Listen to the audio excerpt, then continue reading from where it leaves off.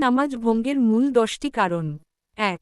কথা বলা, ইচ্ছাকৃতভাবে কোনো কথা বললে নামাজ ভেঙে যায়। 2.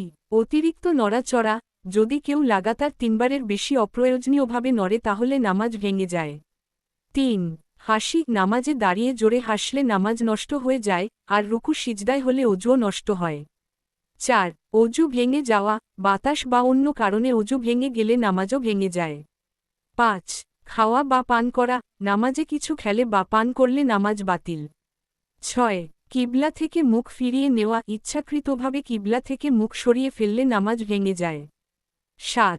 জানাজাতুল কালাম, অনর্থক কথা, যেমন আহ, উফ ইত্যাদি বললে। 8.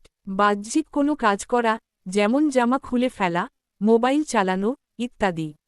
9. সিজদা না করা বা রুকু ভুলে যাওয়া, নামাজের ফরজ রুকন ইচ্ছাকৃতভাবে ফেলে দিলে নামাজ শুদ্ধ হয় না। 10. অজ্ঞান হয়ে যাওয়া বা ঘুমিয়ে পড়া, নামাজের মাঝে ঘুমিয়ে গেলে বা অজ্ঞান হলে নামাজ বাতিল হয়।